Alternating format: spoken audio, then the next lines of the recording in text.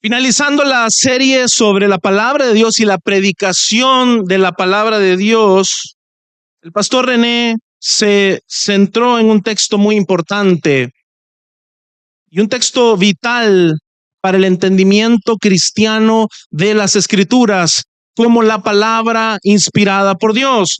Ese texto es 2 de Timoteo 3, 16 al 17. Yo se lo voy a leer. Toda escritura es inspirada por Dios y es útil para enseñar, para reprender, para corregir, para instruir en justicia, a fin de que el hombre de Dios sea perfecto, equipado para toda buena obra. Toda la escritura, mi hermano, de pasta a pasta, es inspirada por Dios. El pastor René nos hacía esta ilustración muy importante que hay tras la manera en la que este texto está escrito y las palabras del idioma original que dan la idea de que los pulmones de Dios literalmente fueron los que exhalaron. Si pudiésemos hacer esa manera de ver a Dios humanamente, aunque sabemos que Él no es un hombre, podríamos pensar en sus pulmones. Así como usted exhala, así como cuando usted habla y necesariamente el aire que sale de sus pulmones, pues así de íntimo es la palabra de Dios, es exhalada por Dios. Y nosotros sabemos que la palabra de Dios nos es dada por medio de la inspiración del Espíritu Santo. Y mucho más importante aún, la palabra encarnada, Cristo el Mesías, nos es dado por la obra del Espíritu Santo, para gloria del Padre.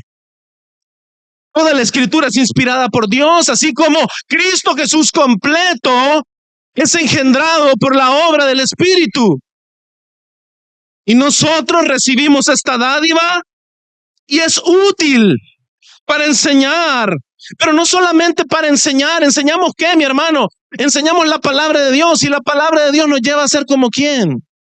Como Cristo, de quien hablan. También para reprender. Si usted se acuerda, cuando vimos la teología de la iglesia, hablábamos de la disciplina y decíamos que la disciplina es la manera en la cual Dios nos alinea a su Hijo. Y decíamos de que el Hijo es amado perfecta, eterna, inmutablemente por Dios. Y si Dios nos disciplina para ser como su Hijo, significa que nos ama. Por ende, la reprensión es una reprensión para ser como el Hijo, para corregir. Si nuestros caminos están torcidos, deben de ser como ¿quién? Como los de Cristo, mi hermano. Si su caminar en este mundo está torcido, usted debe de ver los pasos de Cristo y seguirlos.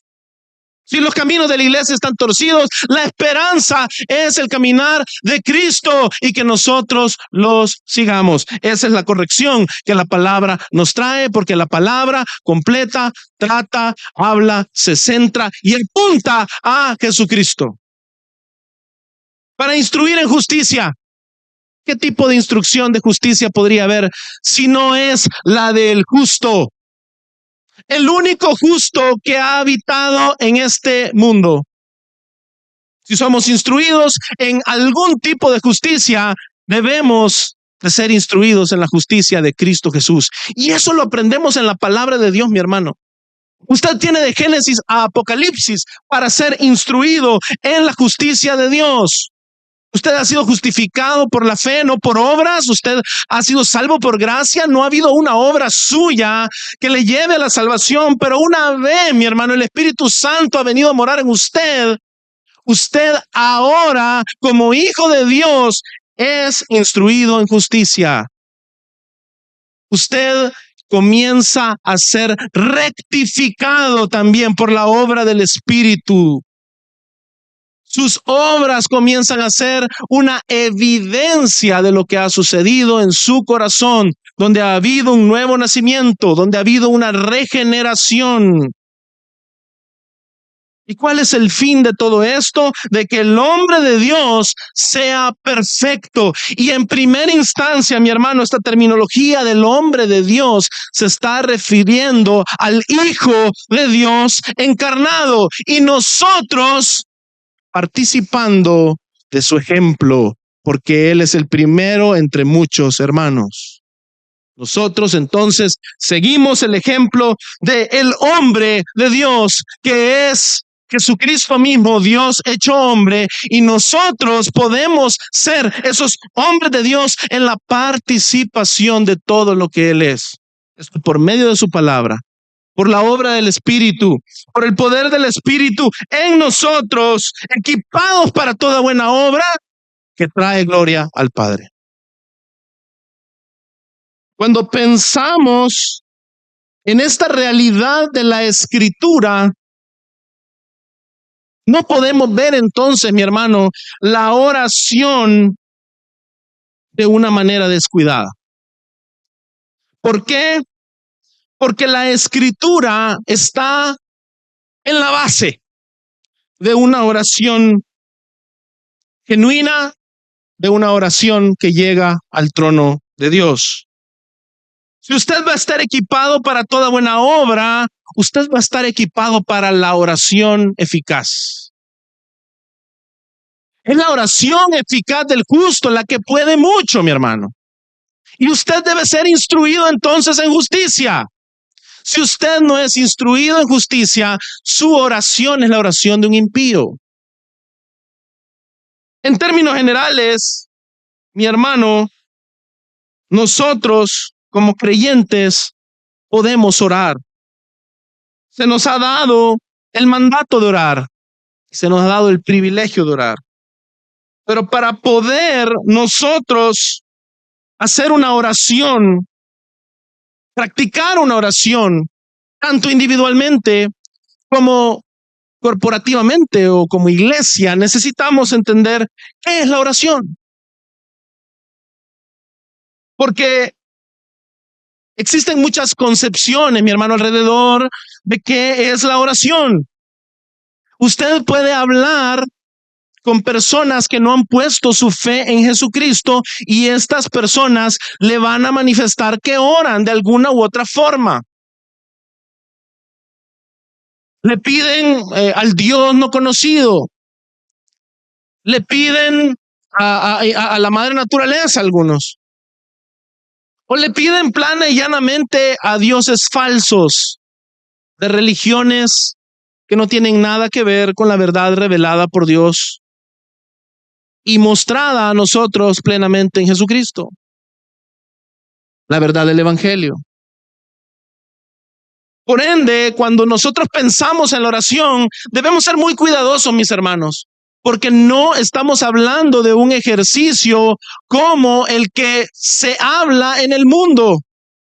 Debemos ser muy cuidadosos, mis hermanos, porque requiere la base correcta en la palabra de Dios, requiere la fe correcta en Cristo Jesús, en el Hijo de Dios que vino a este mundo, que vivió de manera perfecta, obediente, no como nosotros que fuimos desobedientes, que entregó su vida en nuestro lugar para pagar por nuestro pecado, que fue sepultado, que resucitó al tercer día y que hoy está a la diestra de Dios poniendo a sus enemigos por estrado de sus pies y un día volverá.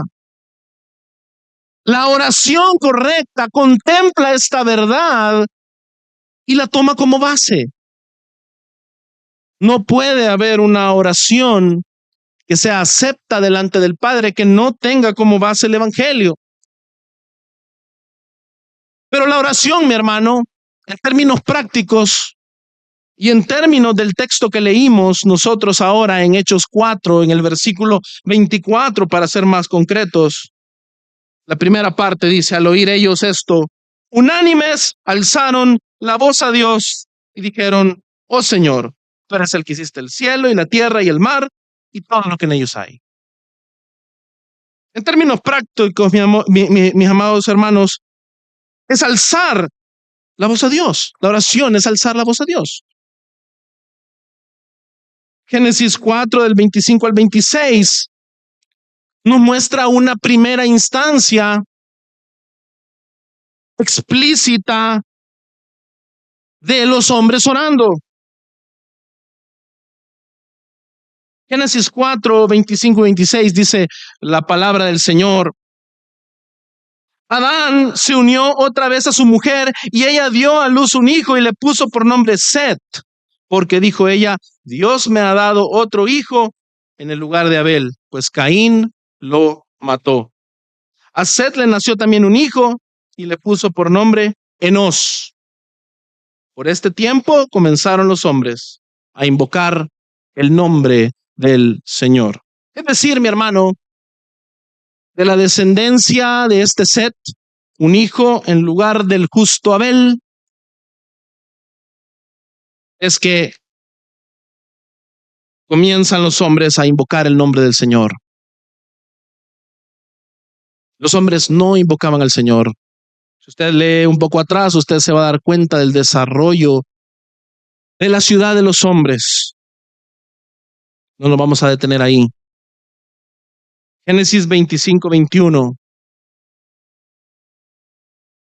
Hacemos un adelanto tras todo el desarrollo del pacto abrahámico. Hay un pacto establecido entre Dios y Abraham y su descendencia, y encontramos a Isaac, su hijo.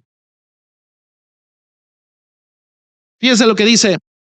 Isaac oró al Señor en favor de su mujer porque ella era estéril. ¿Y el Señor lo qué? Lo escuchó. Esta es otra cosa importante de la oración genuina, mi hermano. No solamente alzamos la voz a Dios, sino que Dios también nos escucha.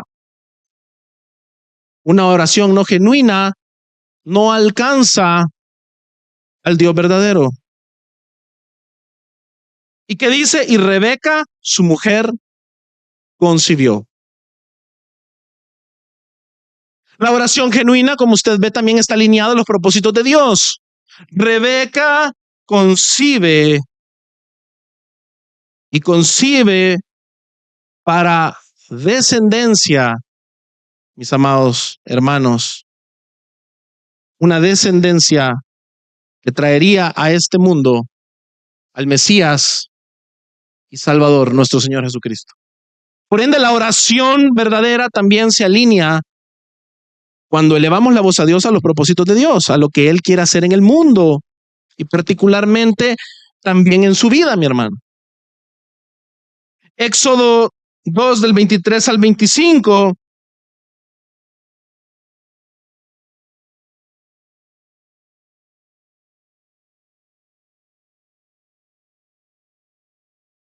Encontramos la situación de Israel tras ya siglos de estar en Egipto. Dice la palabra de Dios, pasado mucho tiempo, murió el rey de Egipto. Los israelitas gemían a causa de la servidumbre y clamaron. Su clamor subió a Dios a causa de su servidumbre.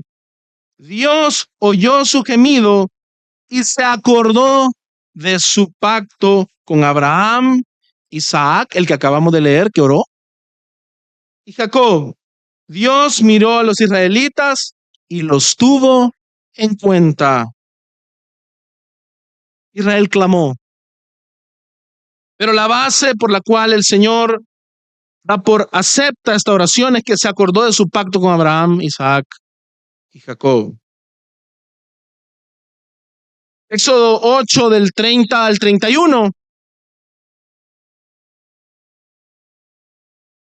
Ha habido una plaga de insectos. Faraón se ve superado por la situación que ha aquejado Egipto. Egipto está siendo plagado por estos insectos. Y Faraón hace un falso gesto de arrepentimiento y le pide a Moisés que le ore a su Dios, ya que sus dioses no pueden hacer nada al respecto. Hasta sus magos que antes imitaban lo que hacía Moisés como profeta de Dios, ahora estaban todos picados por los zancudos, comidos por jejenes, zancudos y todo tipo de animales, y no podían hacer nada. Entonces viene Faraón y le dice a Moisés, pídele al Señor y finge estar arrepentido. Y fíjese, salió Moisés de la presencia de Faraón y oró al Señor. Y el Señor hizo como Moisés le pidió y quitó los enjambres de insectos de Faraón, de sus siervos y de su pueblo. No quedó ni uno solo. Entre muchas, hermanos, muestras de Dios, del Dios verdadero, del Señor, del Dios de Israel, entre muchas muestras de ser el Dios verdadero por sobre los dioses falsos de Egipto, se encuentra el hecho que tras el clamor de Moisés, su profeta, él puede inmediatamente remover lo que Faraón, el hombre más poderoso de la tierra, no puede.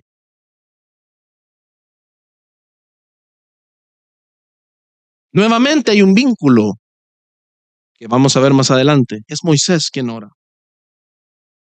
El Señor obra y esto es una humillación a Faraón. ¿Quién va a continuar en este contexto? Con su corazón endurecido, pero Dios se glorifica, muestra su poder. Y hay un testimonio a toda la tierra de cómo el Dios de este pueblo, que ni siquiera era pueblo, humilló a Faraón.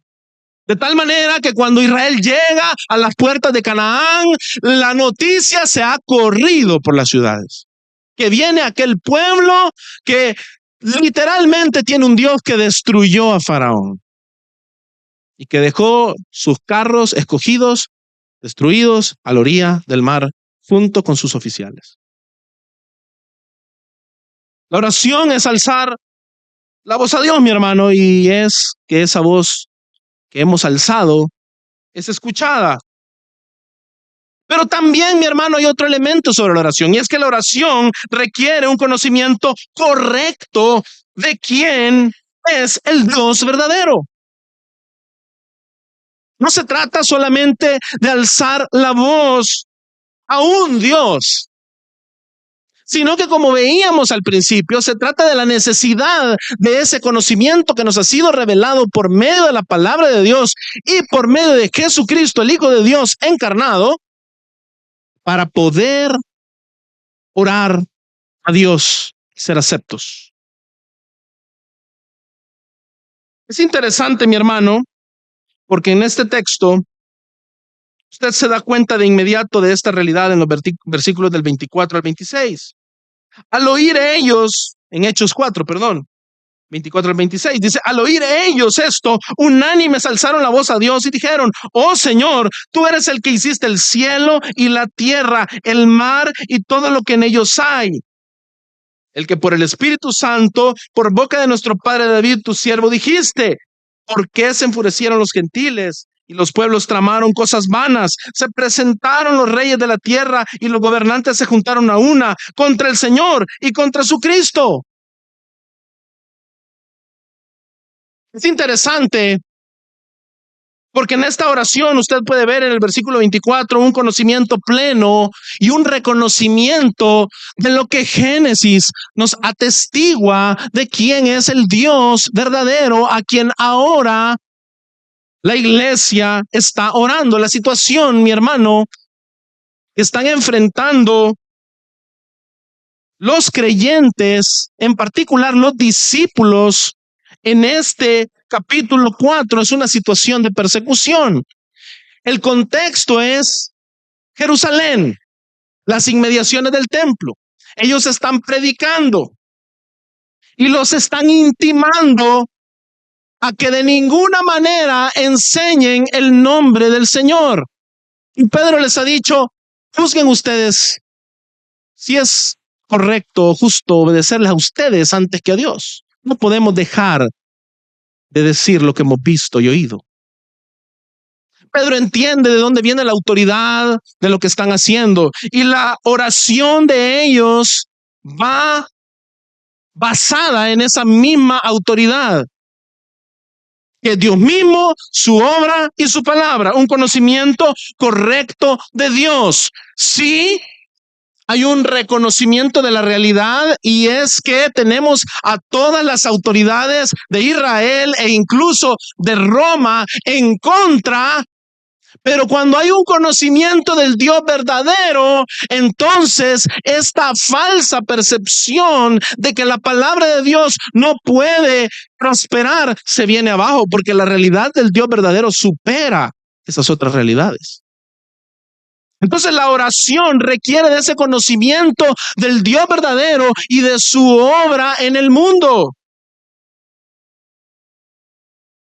Y si ustedes se fijan, la oración que están haciendo acá los discípulos junto con la iglesia es un reconocimiento de la obra de Dios en el Génesis, pero también es un reconocimiento de la palabra de Dios completa y su revelación sobre el Dios verdadero. ¿Qué es lo que están orando, mi hermano,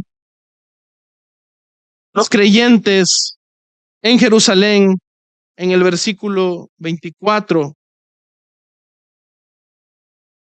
Le voy a leer el Salmo 146. Aleluya. Oh alma mía, alaba al Señor. Alabaré al Señor mientras yo viva. Cantaré alabanzas a mi Dios mientras yo exista. No confíen ustedes en príncipes, ni en hijo de hombre en quien no hay salvación.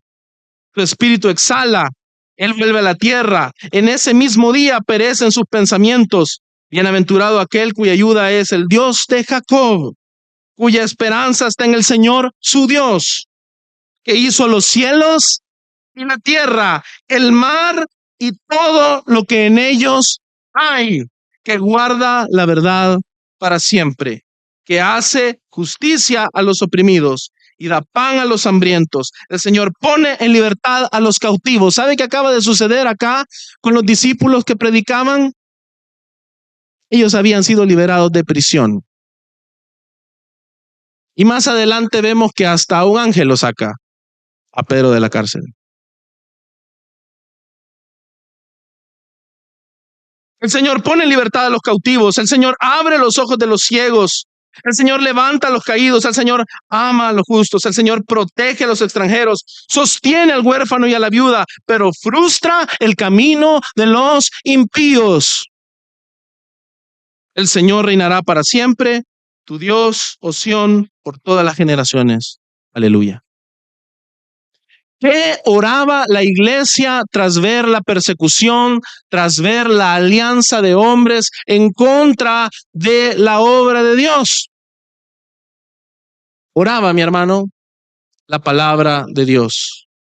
Versículo 24, usted está viendo el Salmo 146.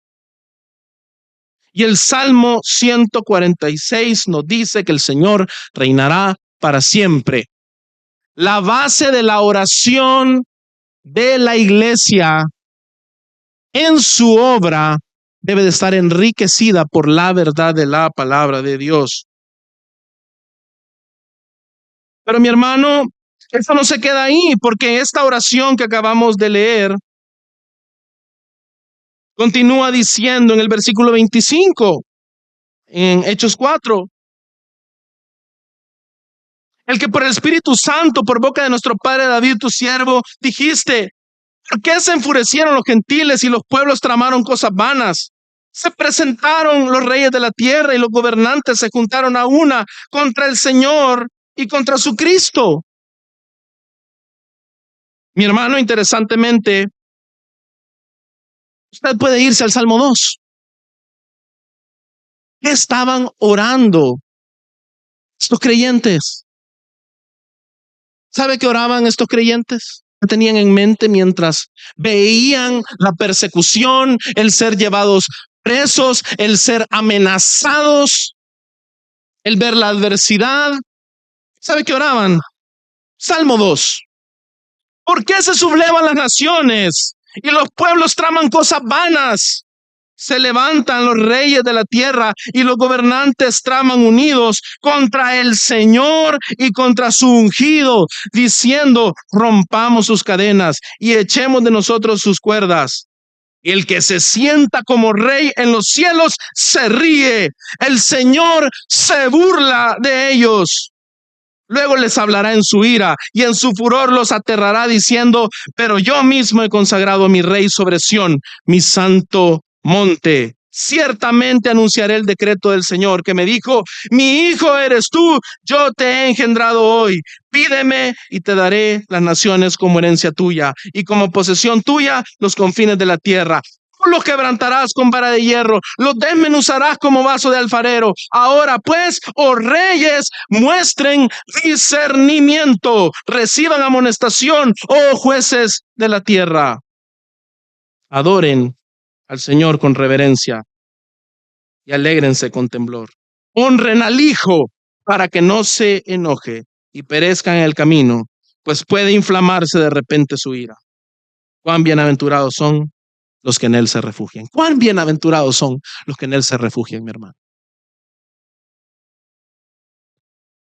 Y la iglesia de Jerusalén, al ver esta realidad, se refugia en el Hijo de Dios, en su obra en el mundo, en el poder del Espíritu Santo, en la verdad de que Él está sentado a la diestra de Dios, poniendo a sus enemigos por estrado de sus pies, que el que está sentado en los cielos se ríe de aquellos que traman cosas vanas.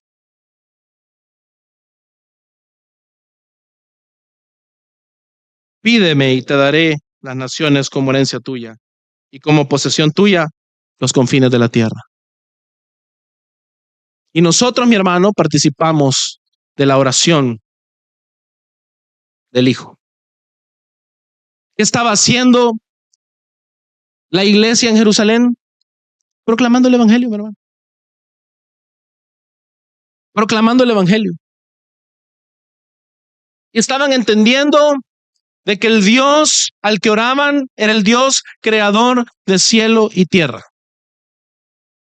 Y estaban proclamando que el Señor al que predicaban, Jesucristo, es el Hijo mismo de Dios, quien ahora, tras resucitar por su muerte de cruz, al ser ascendido, ha sido exaltado a la diestra de Dios.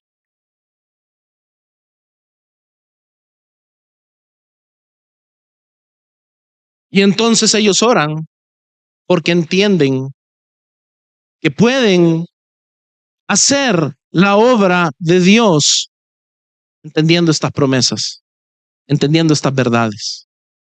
Oran en obediencia a esta enseñanza bíblica. Oran también en imitación al Hijo mismo, a Jesús mismo. ¿Se recuerda usted? Estuvimos estudiando Juan 17.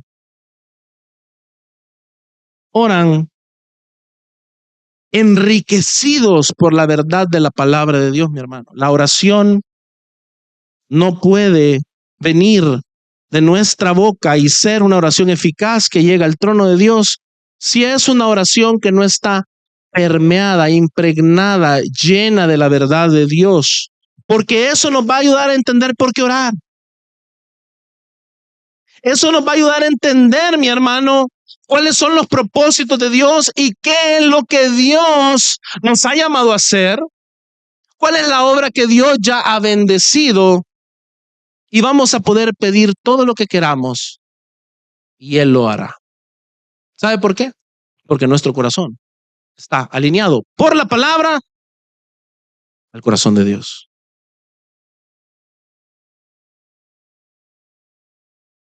Mi hermano,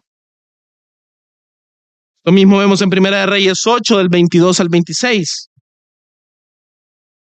Se lo voy a leer yo. Dice: entonces Salomón se puso delante del altar del Señor en presencia de toda la asamblea de Israel y extendió las manos al cielo y dijo: oh Señor, Dios de Israel, no hay Dios como tú, ni arriba en los cielos, ni abajo en la tierra, que guardas el pacto y muestra misericordia a tus siervos, que andan delante de ti con todo su corazón. que has cumplido con tu siervo David, mi padre, lo que prometiste. Ciertamente has hablado con tu boca y lo has cumplido con tu mano, como sucede hoy. Ahora pues, oh Señor, Dios de Israel, cumple con tu siervo David, mi padre, lo que le prometiste, diciendo, no te faltará quien se siente en el trono de Israel, con tal que tus hijos guarden su camino para andar delante de mí, como tú has andado delante de mí. Ahora pues, oh Dios de Israel, te ruego que se cumpla tu palabra, que hablaste a tu siervo, mi padre David. ¿Cuál es la base del clamor de Salomón?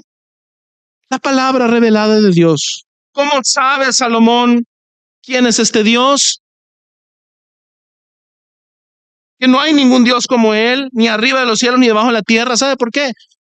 Porque Salomón conoce algo tan básico como Génesis 1:1 y lo considera la palabra inspirada por Dios. En el principio, Dios creó los cielos y la tierra. Es decir, Dios existe antes de que estas cosas existan.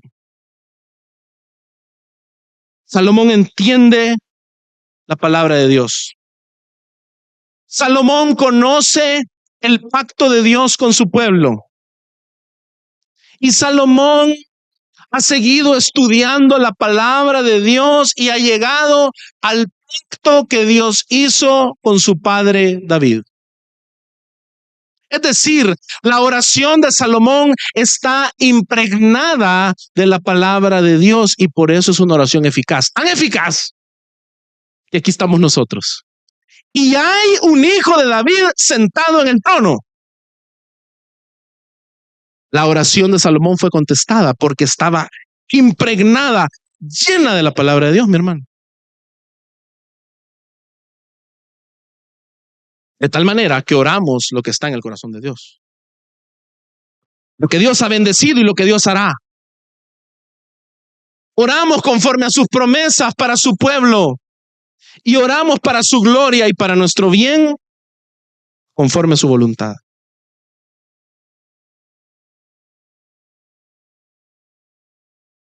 Pero hay algo muy importante también sobre la oración, mi hermano, y es que tras la caída, la oración no puede ser dada por sentada.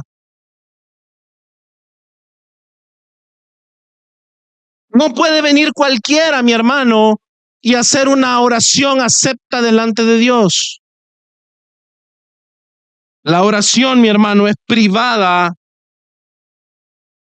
para el pueblo de Dios. Aquel pueblo a quien Él ha escogido, a quien Él ha salvado y se le ha revelado.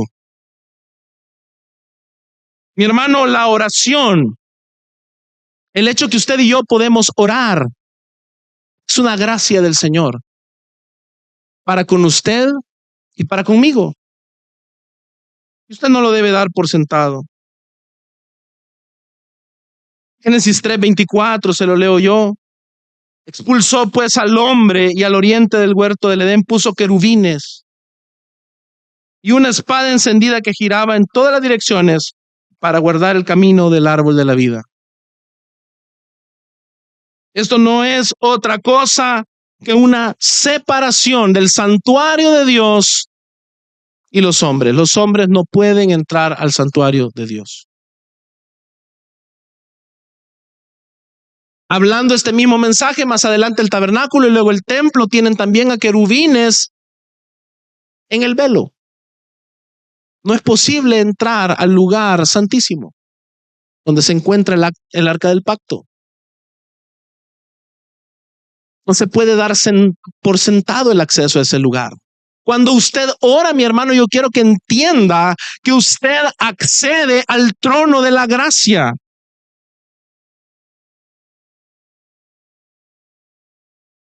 Génesis 4, del 3 al 5.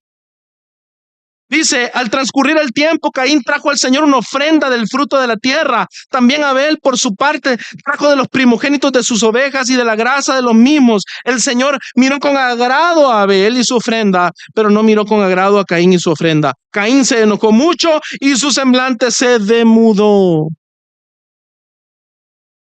Caín estaba tomando y dando por sentada la oración y el acceso al trono de Dios. ¿Cuál es la diferencia con Abel? Abel entiende el mensaje. Abel entiende el hecho de que sangre fue derramada para cubrir el pecado, la vergüenza de sus padres. Y él continúa accediendo al trono de la gracia mediante el sacrificio de lo mejor a sus corderos. Lo hace con la fe futura de aquel redentor prometido desde la caída.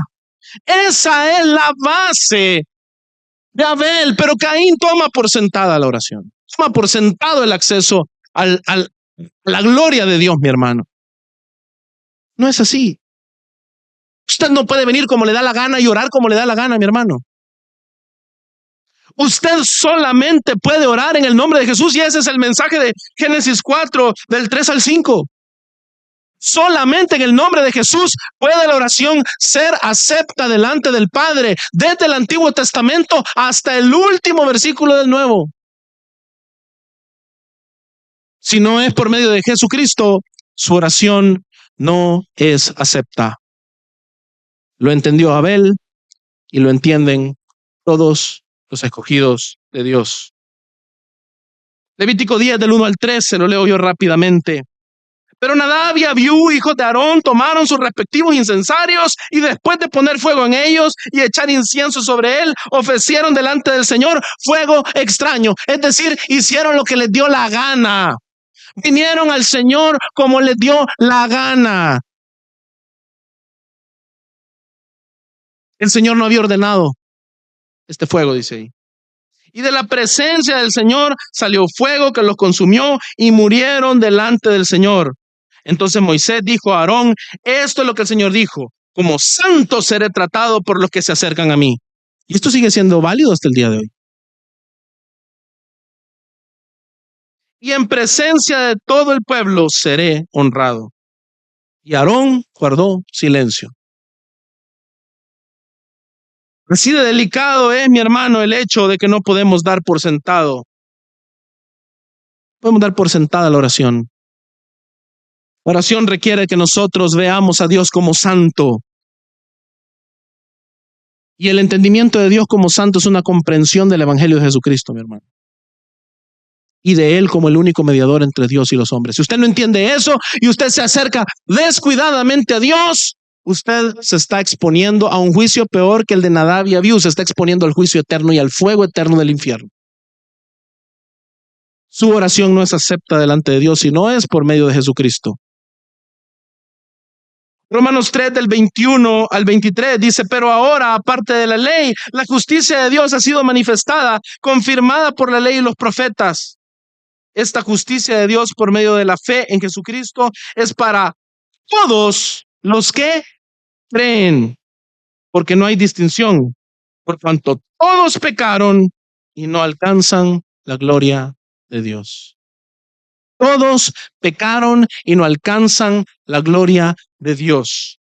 Usted necesita la justicia de Dios, que por medio de la fe, ¿en quién? En Jesucristo, mi hermano. Si no, usted no alcanza la gloria de Dios. Usted no puede venir en oración al Señor si no lo hace por medio de la justicia de Dios que le es a usted imputada en Jesucristo. Esa santísima fe es la única fe con la cual usted puede orar.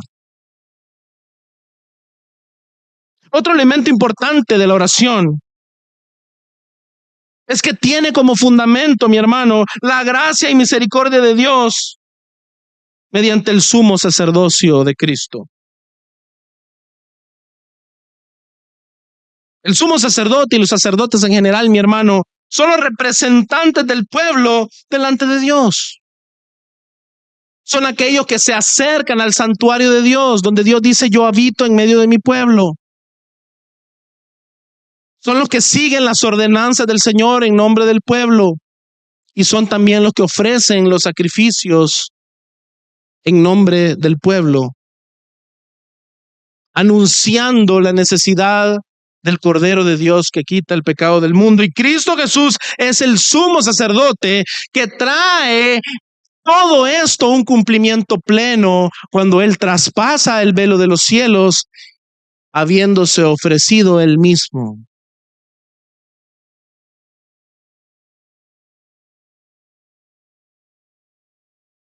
Por tiempo, ahí hay algunos versículos que usted puede leer para su referencia, pero vamos a leer Hebreos 4, del 14 al 16.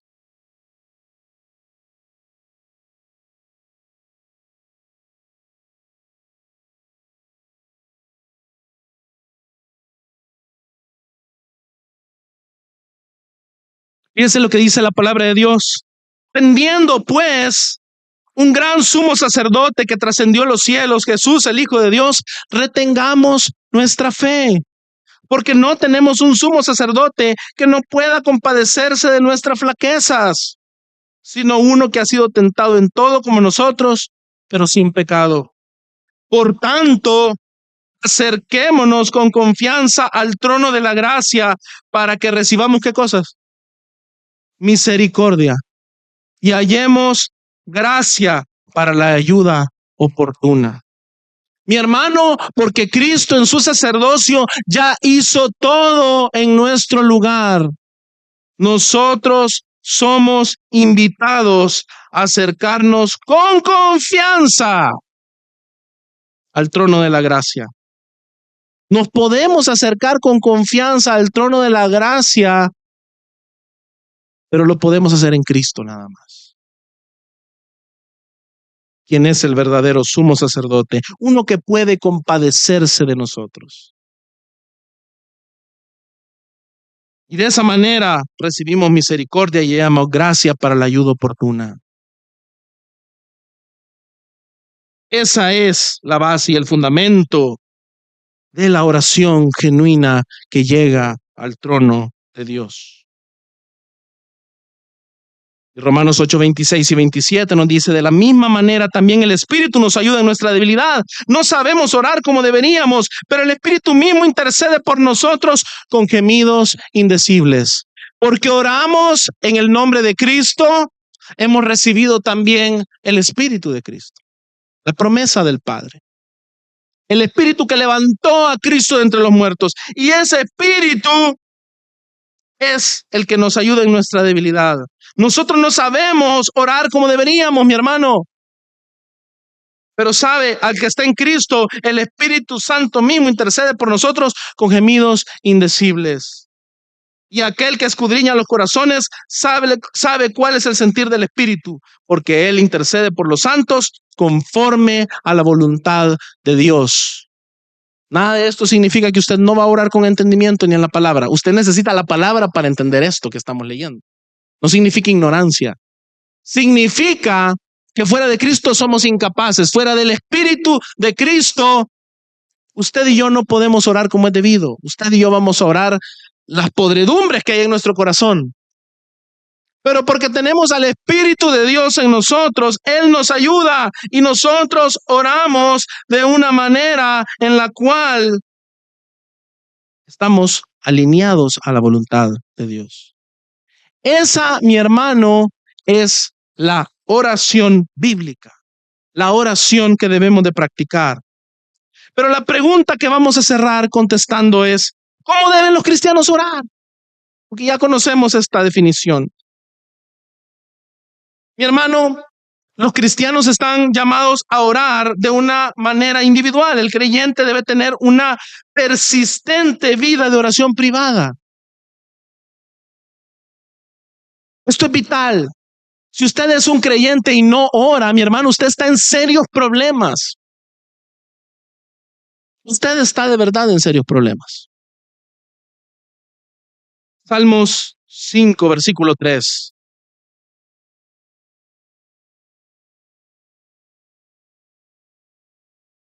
Para el director del coro, para acompañamiento de flauta, Salmo de David.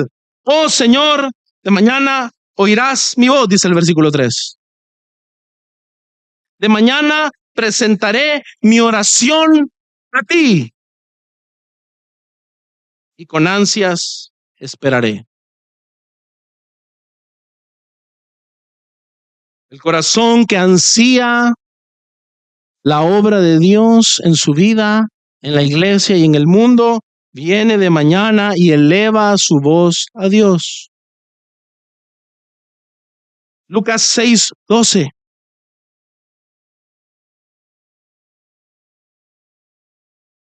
Este es el ejemplo de Jesús.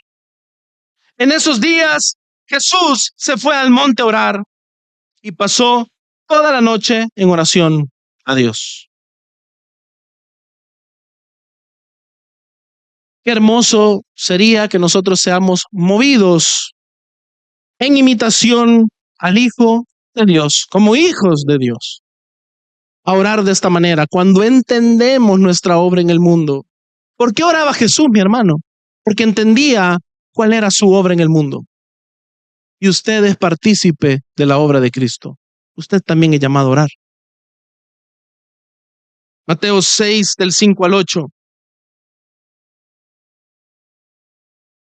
Cuando ustedes oren, no sean como los hipócritas, porque a ellos les gusta ponerse en pie y orar en las sinagogas y en las esquinas de las calles para ser vistos por los hombres.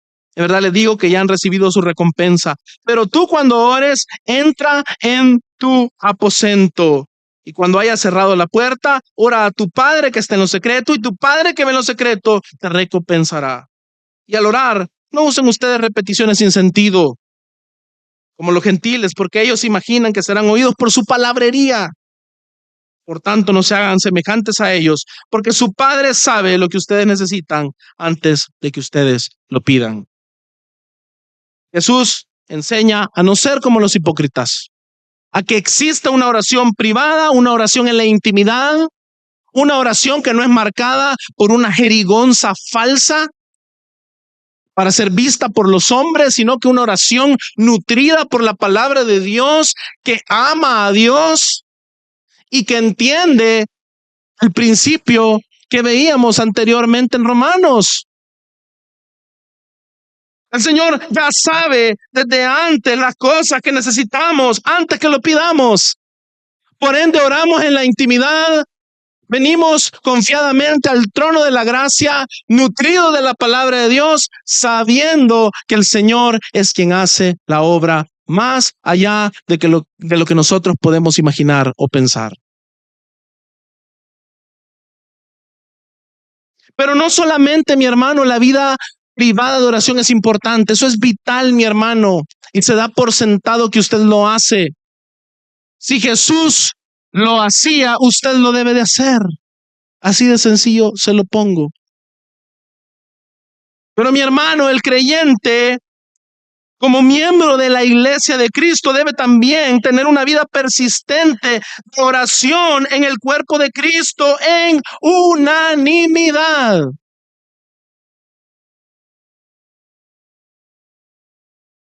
Joseph Thayer, un teólogo del siglo XIX, dice sobre la palabra que se traduce en unanimidad: la imagen es casi musical. Se tocan varias notas que, aunque diferentes, armonizan en tono y altura, como los instrumentos de un gran concierto bajo la dirección de un maestro. Así el Espíritu Santo mezcla las vidas de los miembros de la iglesia de Cristo. No significa, mi hermano, que cuando oramos corporativamente decimos todo exactamente lo mismo, un rezo. No. La unanimidad significa que todos oramos desde nuestras distintas mentes, desde nuestros distintos corazones, pero todos unidos a un mismo Salvador, Jesucristo, y por un mismo espíritu y bajo una misma fe. Esto es como un concierto de los santos. Porque cuando uno ora, el otro ora por lo que se le olvidó al otro. Porque cuando uno ora, el otro ora por él y viceversa. Debe de ser una oración corporativa que es, mi hermano, como un gran concierto.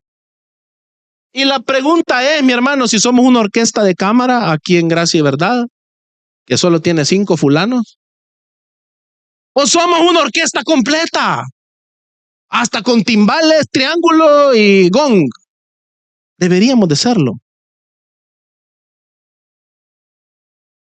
Si somos una orquesta de cámara, estamos en problemas. Y no se diga si somos un solista, así tipo el pastor Jonathan, que viene acá solo con la guitarra. Esperemos que esa metáfora no se cumpla en la vida de oración y que verdaderamente seamos una orquesta de oración. Porque es lo que el Señor nos manda hacer como su cuerpo.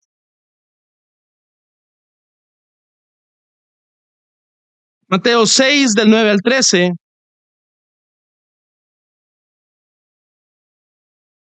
nos habla el Señor, nos enseña la oración. Ustedes pues oren de esta manera. Padre nuestro que estás en los cielos. Pero quiero que se den cuenta de algo. Dice, ustedes. Y luego dice, Padre nuestro que estás en los cielos, santificado sea tu nombre. Venga tu reino. Hágase tu voluntad, así en la tierra como en el cielo. Danos, en plural, hoy el pan nuestro de cada día. Y perdónanos, en plural, nuestras deudas, como también nosotros, en plural, hemos perdonado a todos, a nuestros deudores. Y no nos dejes caer en tentación, sino líbranos del mal, porque tuyo es el reino y el poder y la gloria para siempre. Amén.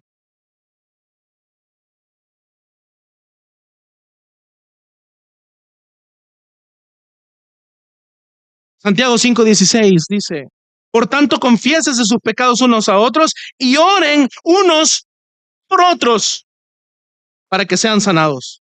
La oración eficaz del justo puede lograr mucho. Usted que ya oyó la primera parte de este sermón, entiende a qué se refiere la oración eficaz del justo. El justo es primeramente Cristo, en quien somos instruidos. Somos reprendidos, ¿se acuerda? Somos enseñados, reprendidos, corregidos, instruidos en justicia. Y entonces venimos y oramos y esa oración es eficaz. Y puede mucho. Es corporativo. Confiésense sus pecados unos a otros y oren unos por otros. Esa debería de ser la realidad de la iglesia, mi hermano. Deberíamos de orar los unos por los otros. Deberíamos de conocer las peticiones que hay como cuerpo y estar orando por ellas. Deberíamos de hacer memoria de los hermanos que están en necesidad. Y no está mal que usted interceda por los hermanos por provisión. No está mal que usted interceda por los hermanos por salud, mi hermano. Una de las principales realidades, porque no es una metáfora, es una realidad, que el Señor nos enseña sobre la oración, es que es de un hijo a un padre.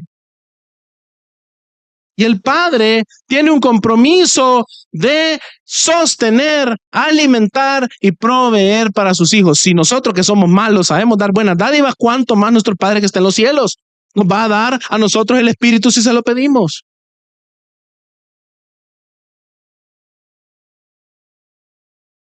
Mi hermano, ¿qué hace Dios en la oración corporativa? Dios usa nuestra oración juntos para hacer avanzar su reino.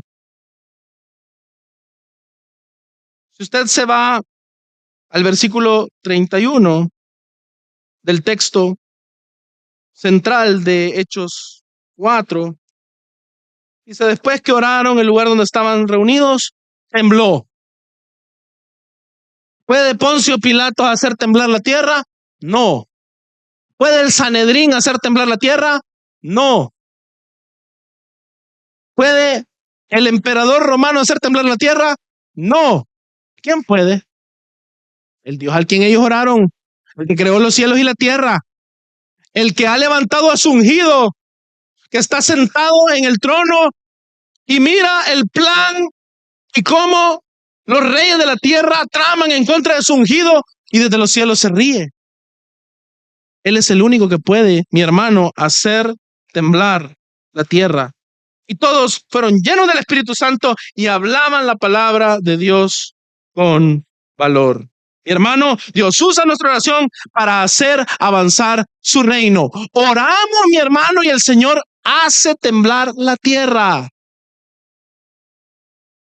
La tierra es llena de la gloria de Dios. El Señor nos da el denuedo y la capacidad para predicar su palabra. Nos da el poder, mi hermano, para vivir vidas piadosas. y para hacer testimonio al mundo de la verdad de Dios. Y esa palabra entonces va sazonada con vidas que también proclaman la verdad de Dios.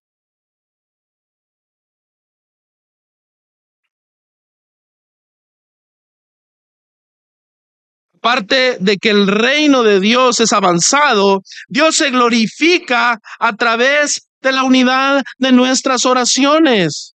Segunda de Corintios 1, del 8 al 11, se los voy a leer yo.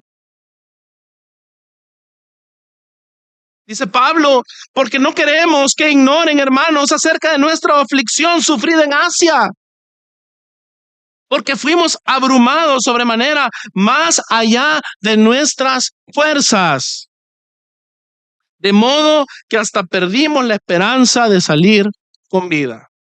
De hecho, dentro de nosotros mismos ya teníamos la sentencia de muerte, a fin de que no confiáramos en nosotros mismos, sino en Dios que resucita a los muertos, el cual nos libró de tan gran peligro de muerte y nos librará, y en quien hemos puesto nuestra esperanza de que Él aún nos ha de librar. Ustedes también, fíjese, cooperaron con nosotros, ¿con qué? Con la oración, para que por muchas personas sean dadas gracias a favor nuestro por el don que nos ha sido impartido por medio de las oraciones de muchos. Pablo está diciendo que este don les fue impartido por las oraciones de muchos. Estamos viendo que el apóstol Pablo dice que casi se mueren y ya tenían sentencia de muerte. Era necesario que la iglesia, en este caso particular de Corinto, estuviese orando por Pablo. Dios se glorifica en medio de nosotros a través de la oración, mi hermano. Lo hace de esa manera. Y Pablo nos está diciendo, no lo está diciendo por cumplido, mi hermano. A veces nosotros hablamos de la oración a manera de cumplido. Tanto cuando la ofrecemos, voy a orar por vos. Y es mentira. Como cuando nos dicen, estoy orando por vos. Simón, mejor ayúdame. ¿Por qué? Porque tenemos tan devaluada la oración que pensamos que es un poema, pensamos que es un colocho que nos tiran. Mi hermano, Pablo le está atribuyendo la obra de Dios como un don que le fue impartido por medio de las oraciones de los santos. ¿Usted cree que esto es broma? ¿Usted cree que esto es mentira? ¿Usted cree que esto es un colochito ahí? Pablo siendo cortés con los corintios para que se sientan felices de que ellos oran. ¿Cree usted que es mentira? ¿Cree usted que Pablo va a mentir en la palabra inspirada de Dios? No, mi hermano, este es un don impartido por Dios por las oraciones de muchos. Y Dios imparte dones a su iglesia por las oraciones. Hay algo que usted le preocupa en su iglesia, ore. Hay algo que usted necesita en su vida, ore. Hay algo que usted ve que su hermano necesita, ore. Hermano, ore a tiempo y fuera de tiempo, porque los dones de Dios son impartidas por las oraciones de muchos. ¿No me cree? Lea de nuevo. Esa es la palabra de Dios. Pablo dice, nosotros teníamos ya sentencia de muerte. El Señor le salvó la vida. Y luego él dice, este don no fue dado por las oraciones de muchos. Es realidad, es palabra de Dios. La unión, la oración corporativa, mi hermano, también nos une. Hechos 1:14. Ya vamos a ir cerrando. Dice, todos estos, estamos hablando aquí de los primeros cristianos, todos estos estaban unánimes, entregados de continuo a la oración, junto con las mujeres y con María, la Madre de Jesús, y con sus hermanos. Ellos estaban nuevamente unánimes, esta es la misma palabra o es la misma expresión en griego, y estamos viendo nuevamente esa situación de un concierto, de muchos instrumentos, pero que están al unísono, entonando una misma obra. y estaban entregados de continuo a la oración. Donde hay unidad hay oración, donde hay oración hay unidad. Y la iglesia de Cristo debe de practicar la oración, porque la oración corporativa nos une. Cuando usted ora por el cuerpo de Cristo, usted se entera, mi hermano, lo decimos acá cuando hablamos de unirse a la oración de la iglesia. Usted se entera de lo que pasa con sus hermanos. Se entera de sus necesidades. Al conocer sus necesidades, también el Espíritu le trae a usted preocupación por los hermanos, por ir a hablar con ellos, por ir a ayudarles de ser necesario a veces. La oración nos une, mi hermano. Muchas veces somos bien orgullosos también y no queremos pedir. Mi hermano, pida. Muéstrese vulnerable. Ha venido una situación trágica a su vida.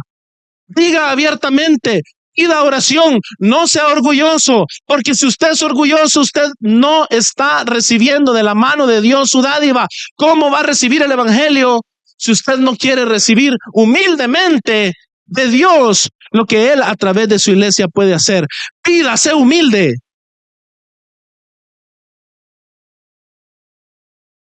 Qué vergüenza andar sacando todos mis trapos ahí delante de los hermanos. Saque sus trapos. El evangelio debería dar por sentado que aquí todos somos unos pecadores, salvos por la gracia de Dios, redimidos por el Cordero. No hay nadie aquí que haya superado la barra. Discúlpenme. Cristo Jesús nada más. Y Él clavó sus pecados en la cruz del Calvario. No hay ninguna vergüenza ya. Los principados y las potestades fueron humillados ahí y usted debería de ser humilde y exponer sus peticiones.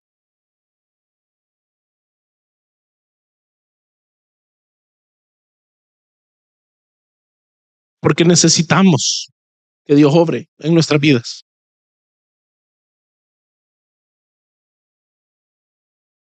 Y finalmente, mi hermano, la oración corporativa también nos enseña cómo orar.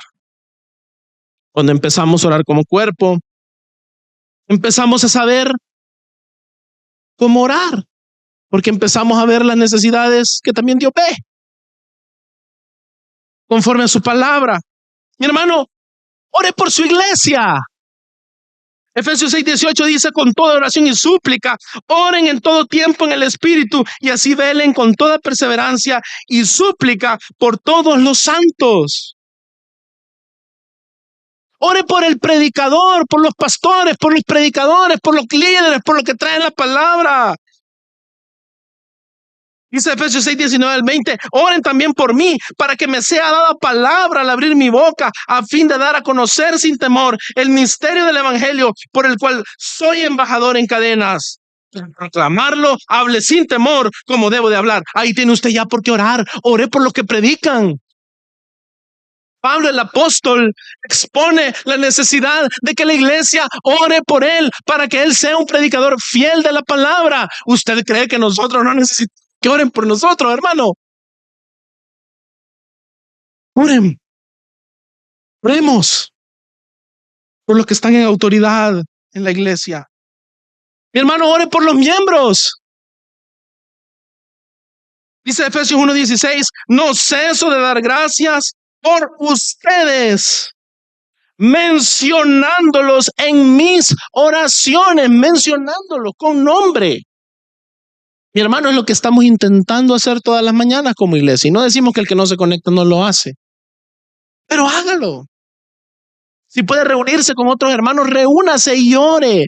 En su casa tenga ese pequeño altar familiar y ore. Con su esposa, ore. Con sus hijos, ore. Mencione a los santos.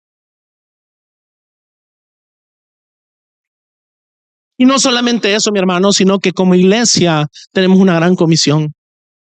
Y eso debería de regir nuestra vida de oración, mi hermano. ¿Por qué estamos orando si no oramos por la gran comisión? Literalmente lo que Dios nos ha mandado a hacer en este mundo. Oremos por aquellos que han de creer en la palabra de Dios. Es precisamente la manera en la que Jesús cierra su oración allá en Juan 17. Primera de Timoteo 2, del 1 al 4 dice: exhorto pues ante todo, que se hagan plegarias, oraciones, peticiones y acciones de gracias por todos los hombres, por los reyes y por todos los que están en autoridad, para que podamos vivir una vida tranquila y sosegada con toda piedad y dignidad, porque esto es bueno y agradable delante de Dios nuestro Salvador, el cual quiere que todos los hombres sean salvos y vengan al pleno conocimiento de la verdad. ¿Es esta la manera en la cual nosotros estamos orando? Porque aún los que están en autoridad, los reyes, los gobernantes, vengan al conocimiento de la verdad. Porque todos los hombres puedan escuchar la verdad y si es la voluntad de Dios creer. Usted, mi hermano, debería de orar para que la palabra de Dios llegue a todo hombre y para que todo hombre venga al conocimiento de la verdad y venga de rodillas delante del Cordero de Dios para salvación y perdón de pecados. Esa es la manera en la cual el creyente aprende a orar. Cuando el creyente se empapa de la palabra y entiende cuál es la gran comisión y entiende de qué trata toda esta Biblia, inevitablemente el creyente entiende todas aquellas cosas por las cuales debería estar ya mismo orando. Algunas, mi hermano, cosas muy particulares. Algunas otras cosas muy generales que no podemos hacer a un lado. Desde orar por los cristianos perseguidos al otro lado del mundo, hasta orar por el hermano o la hermana que tiene sentada hoy al lado. Es necesario, mi hermano, que nosotros oremos. En conclusión, mi hermano, ¿cómo es que la iglesia deja de ser un simple grupo de gente reunida en un común acuerdo humano? ¿Cómo es que lo sobrenatural se obra en nuestra iglesia? Mi hermano, es a través de la predicación regular de no otra cosa que la palabra de Dios, que es la verdad de Dios, mi hermano. Donde conocemos a Jesucristo y su evangelio. Porque es esa palabra la que es útil para enseñarnos. ¿Y sabe de qué otra manera? Oramos. Oramos. Lo hacemos bajo el entendimiento correcto de esa palabra que nos es enseñada. Y entonces, mi hermano, Dios hace en nosotros lo sobrenatural. Dios usa estos medios que son naturales para que lo sobrenatural ocurra en la iglesia. Y vemos, mi hermano, la gracia de Dios en medio de nosotros.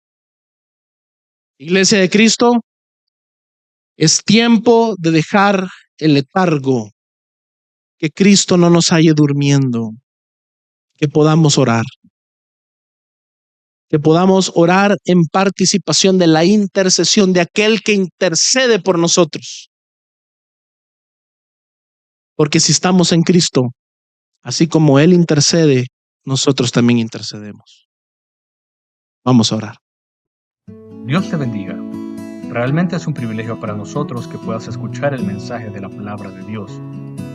Esperamos que Dios obre en tu vida grandemente a partir de lo que puedas escuchar y aprender a través de este sermón. Sin embargo, creemos que solo este sermón es insuficiente y no debería de suplantar por ningún motivo tu asistencia a una iglesia local.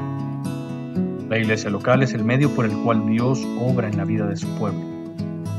Te motivamos a que busques una iglesia sana donde congregarte o puedas contactarte con nosotros en nuestras redes sociales para que nos puedas visitar.